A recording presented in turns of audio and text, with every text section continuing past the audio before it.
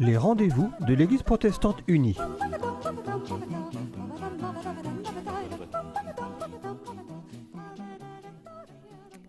Bonjour à chacun, nous sommes heureux de vous retrouver pour cette émission des rendez-vous de l'Église protestante unie. Aujourd'hui, je suis en compagnie de Pauline Patrignani. Bonjour Pauline. Bonjour Christine. Alors Pauline, merci beaucoup de venir témoigner un petit peu de vous en tant que femme, en tant que mère, en tant que croyante. Et vous voulez nous partager, nous dire ce que votre cheminement en fait en tant que croyante dans le monde où vous êtes, dans le milieu professionnel, partout où vous êtes. Comment est-ce que vous arrivez petit à petit et comment vous avez le souci de bien témoigner de votre foi? Oui, c'est un long chemin. Toujours un chemin, c'est jamais quelque chose qui s'arrête. Et c'est vrai que j'ai à cœur d'être de plus en plus explicite sur ce témoignage. Donc merci pour l'invitation. C'est ça. Et donc vous avez la parole pour le faire, vous avez les gestes, mais vous avez aussi tout un côté artistique. Vous êtes... Alors oui, d'un point de vue professionnel, ma carrière a été plutôt dans un côté opérationnel, rationnel. Mais depuis que je suis petite, j'écris de la poésie. Et donc j'ai cet aspect esthétique de rapport au langage qui est très fort en moi et qui va de pair aussi avec la volonté de témoigner de la parole. Et voilà, dans ce cheminement, il y a cet entrecroisement entre rationalité et aspiration artistique. Ben oui.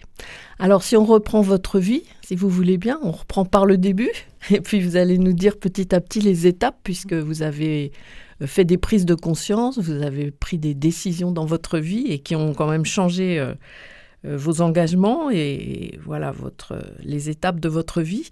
Donc, si on commence le début, un petit peu, votre famille d'origine, vous venez d'une famille croyante ? Alors non, mes parents étaient baptisés, je suis métisse déjà, donc je viens d'un foyer mixte. Mon papa était originaire du Vanuatu et ma maman est française. Et dans ce foyer-là, il n'y avait pas du tout de témoignage chrétien ni de foi chrétienne affichée. Donc je grandis dans un environnement plutôt athée, on va dire, avec une certaine aspiration à l'invisible, on va dire, plutôt par la culture de mon papa, donc la culture mélanésienne. Et là-bas, c'est le mana, en fait, c'est l'esprit des ancêtres qu'on retrouve dans la nature. Donc j'entendais un peu parler de ça. Voilà. Ah oui. Votre papa, vous parlez de ça ? Oui, de façon ponctuelle, on va dire. Ça aspirait de temps en temps, mais c'était le seul témoignage explicite, on va dire, d'un rapport à l'invisible. C'est ça. Donc voilà, jusqu'à mes 16-17 ans, je n'ai pas du tout fréquenté de milieu chrétien, de livres. Et par contre, à l'adolescence, j'ai commencé à avoir des rêves. Là, ça a été les premiers pas, les rêves du Christ. Ah oui. Mais que vous connaissiez comment ?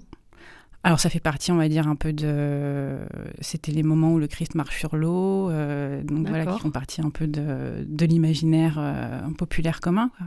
D'accord. Oui, un peu culture, en fait. Ouais, voilà. Ouais. Mais comme ça passait par le rêve, c'était un message très, très fort. En fait. Ah oui. Et vous vous réveilliez le matin, vous aviez l'impression d'avoir été en compagnie du Christ ? Oui. Ah oui, en effet. Et là, rien qu'en témoignant, j'ai de nouveau cette sensation dans mon corps. En fait, je le retrouve. Ça nous arrive souvent. Hein. On a un rêve très fort, tellement fort que quand on se réveille, on a l'impression de l'avoir vécu. Et donc ça, c'est les premières étapes. Mais là, vous étiez toute seule, vous pouviez en parler à personne ? Oui, tout à fait. Ah, ouais. Oui, tout à fait. J'en ai parlé à personne pendant longtemps, en fait. Après, ma foi, c'est plus affermi au moment du décès de mon papa, qui décède en 2009. Et au moment de l'enterrement, au moment où on le met en terre, en fait, il est aussi enterré symboliquement au Vanuatu. Donc, je suis comme portée par cet aspect symbolique soutenu par la terre, en fait. Et je ressens la résurrection dans mon corps, en fait. Je comprends que la résurrection existe. C'était très étrange. Et donc là, c'était pareil, ça passait par le corps et c'était très fort. Et là ça a vraiment été un point de départ de ma volonté de me convertir. D'accord. Donc votre papa, il est décédé en 2009. Oui. Et dans les années qui ont suivi, vous avez entamé un vrai chemin de catéchisme. J'ai cherché ma maison, on va dire. Vous avez cherché votre maison. Et petit à petit, donc je suis allée dans des églises. Là, j'étais à ce moment-là à Paris. Je cherchais mon chemin et un ami de mon papa me dit « Mais va voir à l'Oratoire du Louvre ». Donc c'est là où il allait avec sa femme. Une des grandes paroisses protestantes parisiennes. Voilà. L'Oratoire du Louvre. Et la première fois que j'y entre, je me sens à la maison, littéralement. Ah ouais. Donc là, régulièrement, je vais y aller les dimanches et petit à petit, donc, ayant trouvé ma maison, je vais aller sur un chemin de conversion et aller vers un baptême d'adulte. Donc vous avez été baptisé longtemps après quand même, non ? Oui, vous avez mis du temps 6 ou 7 ans après, oui. Très bien. Et donc, est-ce qu'entre-temps, vous étiez mariés ? Alors non, c'était un chemin parallèle. Alors j'étais avec mon conjoint, on n'était pas encore mariés, effectivement. D'accord. Mon conjoint qui a été baptisé catholique, donc c'est pareil, un foyer mixte un peu. Mais ça a ça a participé de notre construction de foi, on va dire. Bah oui. Cette rencontre qui ne s'affichait pas au monde, en fait. C'était nous, dans notre foi, on se préparait au mariage. Et l'année d'après mon baptême, on s'est mariés, on a fait un mariage œcuménique. D'accord. D'accord. Alors donc ça, c'est le côté foi. Et puis parallèlement à ça, il fallait vivre et vous vous êtes engagé au niveau professionnel. Alors, je commençais, en fait, en 2009, je commençais ma carrière professionnelle aussi. Vous travaillez dans quoi ? Dans le domaine du logement, dans les services de maîtrise d'ouvrage. Donc, ce sont les services qui coordonnent tout un projet de chantier de construction, de réhabilitation de logements. Donc, c'est très prenant, c'est très intéressant. Mais j'en suis pas encore à me dire que la parole doit émerger dans ce contexte professionnel-là. Puisque je la vis à côté, je vis mon chemin de conversion pas à pas, on va dire. Oui, oui. Ah oui, c'est intéressant ça.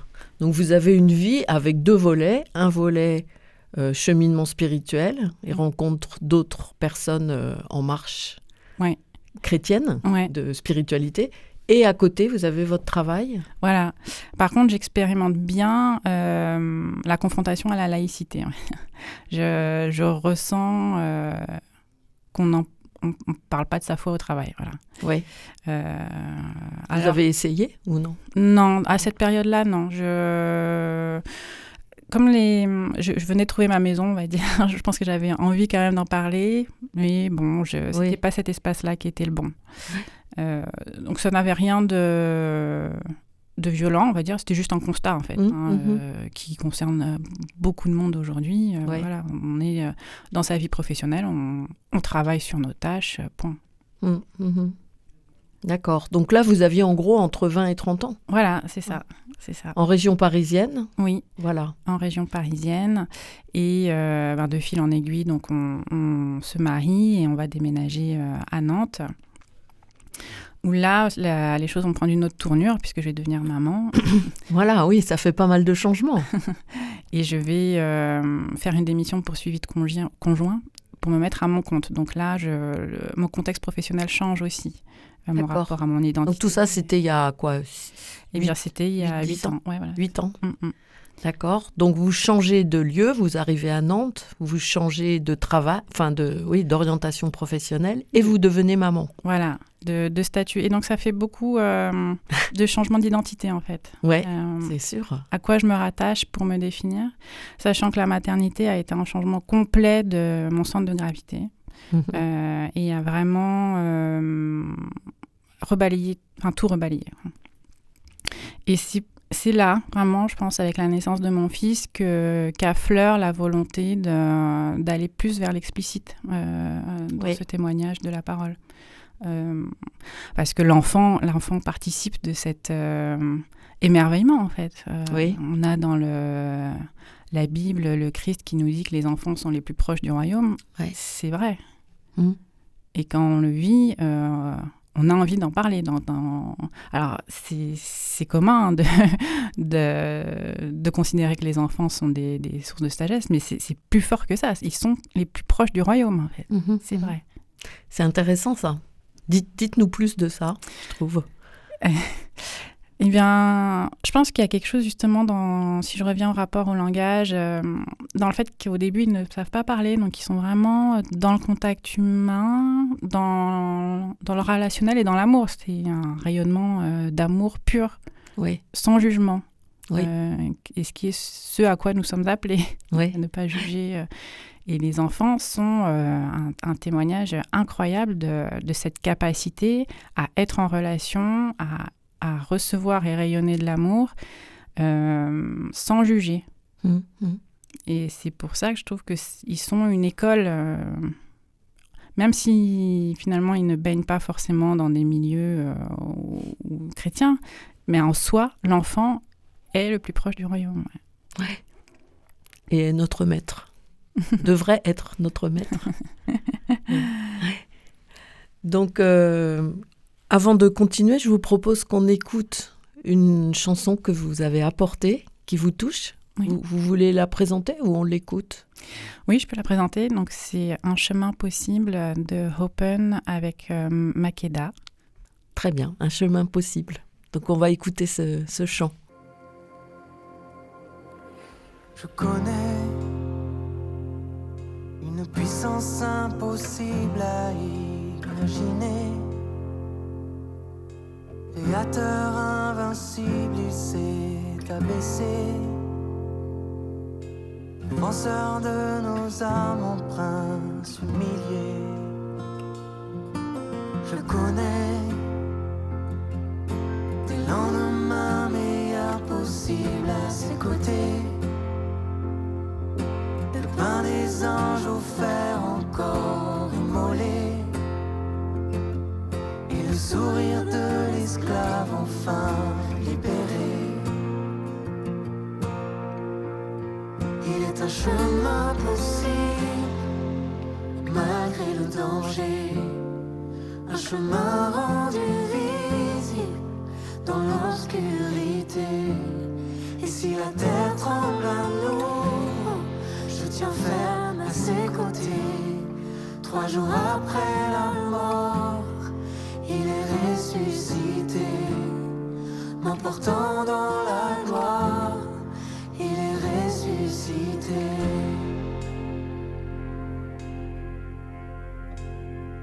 Il s'est relevé, le Dieu que les prophètes avaient annoncé. Le Dieu du lion de Juda, le Dieu des armées. Après les larmes et le sang, la pierre a roulé. La pierre a roulé. Il est un chemin possible, malgré le danger. Un chemin rendu visible dans l'obscurité. Et si la terre tremble à nous, je tiens ferme à ses côtés. 3 jours après la mort, il est ressuscité, m'emportant dans la gloire. Il est ressuscité.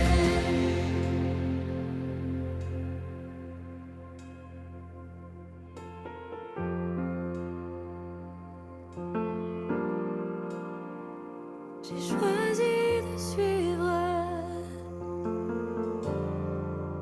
Christ, ma récompense. Son sang me délivre. Christ, ma récompense. La croix devant moi, j'ai trouvé ma joie. Nous sommes dans les rendez-vous de l'Église protestante unie, en compagnie de Pauline Patrignani, qui est une femme, une maman, et qui est engagée au niveau de toute sa vie pour de plus en plus arriver à dire ce qui vous habite, Pauline, dans dans les profondeurs voilà, de votre cœur, transmettre de différentes façons tout ce qui est lié à la vie. Comment faire pour témoigner de tout ça à l'extérieur?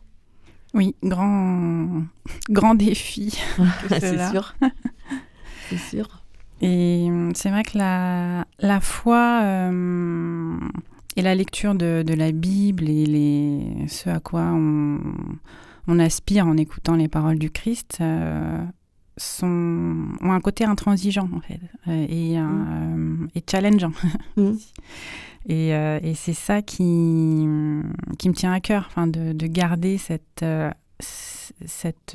côté challengeant de la parole du Christ actif. Oui, de ne pas vous laisser endormir ni habituer, mais vous laisser interpeller et envoyer, c'est ça? Oui, voilà, c'est ça, puisque c'est une parole qui vit, en fait. C'est vraiment une parole vivante. Donc, quand on est appelé à témoigner, qu'est-ce que ça veut dire voilà, qu'est-ce que ça veut dire le lundi matin quand on se réveille et qu'on va au travail. Voilà, c'est pour tous les jours de la semaine, c'est pour quand on est à la maison avec sa famille, c'est quand on est dans la rue. C'est des questions qui sont profondes et toujours quotidiennes et à renouveler. Mais oui. Alors j'ai une question, peut-être avant que vous alliez plus loin, c'est comment est-ce que vous nourrissez votre foi? Est-ce que vous lisez la Bible régulièrement? Est-ce que vous faites des formations? Est-ce que vous priez? Alors oui, la prière qui rejoint ce qui est écrit dans la Bible, d'aller dans sa chambre et de prier soi-même dans sa chambre ou dans un espace où on est face à Dieu. Donc la prière, la musique, c'est pour ça que je tenais à mettre un morceau moderne qui me parle. Ouais. La musique me porte beaucoup, la musique de louange moderne. Glorious ou Open, parce que j'ai besoin de travailler en écoutant de la musique et donc cette modernité, ici je rends grâce à tous ces groupes-là qui sont très modernes, tout ça nourrit ma foi et le fait d'aller à la maison, comme je disais tout à l'heure, au temple régulièrement. Alors c'est pas tous les dimanches, je vous avoue, avec un petit garçon. Donc vous avez aujourd'hui un petit garçon de 8 ans. Oui.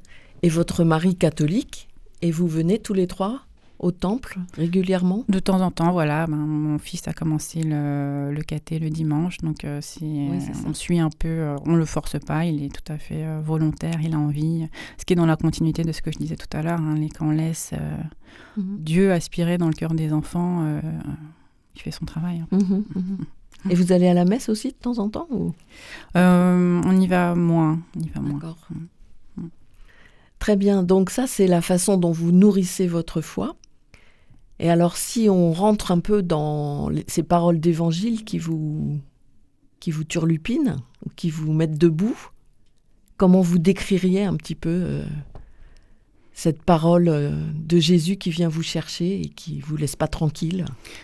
Alors le premier, ça a d'abord été un texte de l'Ancien Testament, donc la Tour de Babel, qui me parlait d'un point de vue professionnel, parce que ce sont des personnes qui se réunissent pour construire. Ah oui. Et on leur dit, l'Éternel leur dit d'arrêter, parce qu'ils sont en train de construire en leur propre nom. Et il va les répandre aux quatre coins de la terre. Et donc après, si on le met en cohérence après avec l'Évangile, on peut penser à la Pentecôte, où on est envoyé aux quatre coins de la terre pour parler de Dieu. Ça me laissait vraiment intranquille, pour reprendre ce titre d'un livre de Marion Muller-Collard, parce que dans mon identité professionnelle d'accompagnement à la construction, si je lis la Bible, il m'est demandé d'arrêter. Ah oui, parce que votre travail, c'est assistance à maîtrise d'ouvrage. Voilà, c'est ça. Voilà, donc vous aidez à construire justement des tours. Voilà, c'est ça. Mais pas de Babel. Ah oui, et du coup, ça vous a parlé directement? Oui, voilà, ça me laissait vraiment intranquille de constater que l'injonction qui est faite, c'est de cesser la construction de la ville, d'arrêter. Or, je me voyais pas arrêter, parce que j'aime bien ça, mais par contre, j'entends le message qui est de parler, d'aller aux quatre coins de la Terre pour parler. Et ces quatre coins de la Terre, on peut l'entendre comme notre propre corps, en fait. On peut juste essayer d'inverser toutes nos habitudes, tous nos centres de gravité habituels. Je pense que les quatre coins de la Terre, c'est à l'intérieur de nous-mêmes. C'est se mettre en harmonie en nous-mêmes avec tout ce qui coexiste. Ouais. Donc ce texte-là, par exemple, est un texte qui me laisse profondément intranquille. Donc celui de la tour de Babel. Voilà, c'est ça. Par contre, quand Jésus envoie ses disciples aux quatre coins de la terre, c'est plutôt positif, ça, non ? Ah oui, c'est positif, mais c'est très engageant et c'est très challengeant. Pour reprendre notre quotidien, de le faire concrètement, ce n'est pas évident du tout. Et pourtant, l'appel est très fort et sans équivoque. Donc, alors comment faire pour moi, là, je reviens à cet aspect poétique dont on parlait au début et la façon de faire que j'ai trouvée, c'est d'investir certains mots. L'amour, la paix et l'éternité. Et de les faire affleurer dans des conversations avec, dans un milieu professionnel, on va dire. Et voilà, donc aujourd'hui, j'en suis à arriver à investir ces mots-là en sachant où ils sont fondés, comme des mots un peu... des mots valises, on va dire. Et d'avoir des paroles de création. Et c'est très compliqué parce que, je vais dire mais je pense que j'ai peur souvent, en fait, d'amener cette parole qui ouvre des espaces en dehors de la relation, en fait. Et c'est un risque, mais bon, après... Alors, j'ai un peu du mal à vous suivre. Concrètement, qu'est-ce que c'est votre travail ? En quoi vous pouvez investir ces mots dans votre travail ? Vous pouvez nous expliquer un peu ? Alors, par exemple, là, je suis en train de rédiger un appel à projet pour avoir des financements européens. Donc, c'est beaucoup d'écriture sur une forme sur une expression artistique autour de la forme urbaine du grand ensemble. Ah oui. Et donc, toute l'introduction est centrée sur la paix, alors que le propos il va être sur l'architecture. Voilà. En fait, ce que vous espérez, c'est toucher le cœur des gens qui vont décider ou non de... Oui, sachant que envoyer des fonds. La paix est de toute façon dans beaucoup de documents européens, donc je ne fais que reprendre quelque chose qui existe déjà. Oui. Mais j'insiste sur toute l'introduction, sur cet aspect-là, avant de passer à quelque chose de beaucoup plus descriptif sur des échanges artistiques ou sur l'architecture en elle-même. Donc voilà une façon oui, en effet. de faire. C'est à grande échelle, là. Et vous êtes toute seule à lancer cet appel ? Non, c'est un partenariat, avec une collègue en Belgique et puis avec des institutions culturelles à l'est de l'Europe, en Lituanie et Pologne. Voilà. D'accord. Parce que vous m'avez dit que vous faites ça à votre propre compte ? Oui, voilà, c'est ça. Voilà, donc une partie de la vie de l'entrepreneur est de toute façon de tester des nouvelles formes, de chercher des nouvelles alliances aussi, avec des gens avec qui on entre en cohérence. Ça aussi, je pense que le chemin de la foi amène à trouver ses alliés, on va dire. Ouais, d'accord. C'est très impressionnant, je trouve. Vous avez peur de rien. Mais en même temps, c'est magnifique parce que vous avez des échos en face, des gens qui réagissent quand vous investissez ces mots de paix, d'amour. De réaction. Ça vous arrive d'avoir des beaux échanges, des gens qui vous... Non, pour être franche, pas encore. Par contre, je sens que j'ai pas de confrontation. Enfin, personne ne me dit non, on va dire. J'avance avec ces mots et je vois qu'il ouvre un chemin. Donc, je continue d'avancer. Il faudra qu'on vous réinvite alors dans quelques temps pour nous dire les portes qui se sont ouvertes. Petit à petit, pas à pas. Il y a aussi cette notion d'y aller vraiment pas à pas. À chaque jour suffit sa peine. D'accord. Donc on arrive à la fin de cette émission. Est-ce que vous voulez nous dire une dernière conviction ou un dernier texte? Comme on marche vers Pâques et que j'expliquais que la résurrection avait été un fort moment pour moi, oui, je voulais peut-être aborder les textes justement de la résurrection où ce sont les femmes qui constatent les premières que le Christ n'est plus là. Et ça aussi, n'est plus dans le tombeau. Ouais. Mm. Ça m'interpelle de voir que ce sont les femmes qui constatent en premier, qui sont appelées à aller dire ce qui s'est passé. Donc, en tant que femme, je crois qu'on a... Je ne sais pas si c'est un appel, mais voilà. En tout cas, vous ressentez un appel. Oui. En tant que femme. Ouais. À aller témoigner. Ouais. Très bien, merci beaucoup en tout cas pour nous partager cet élan et puis cette fidélité à être là où le Seigneur vous appelle. Je trouve que c'est un beau signe d'espérance pour nous.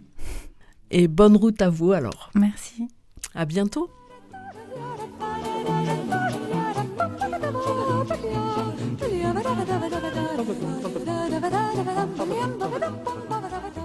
C'était les rendez-vous de l'Église protestante unie.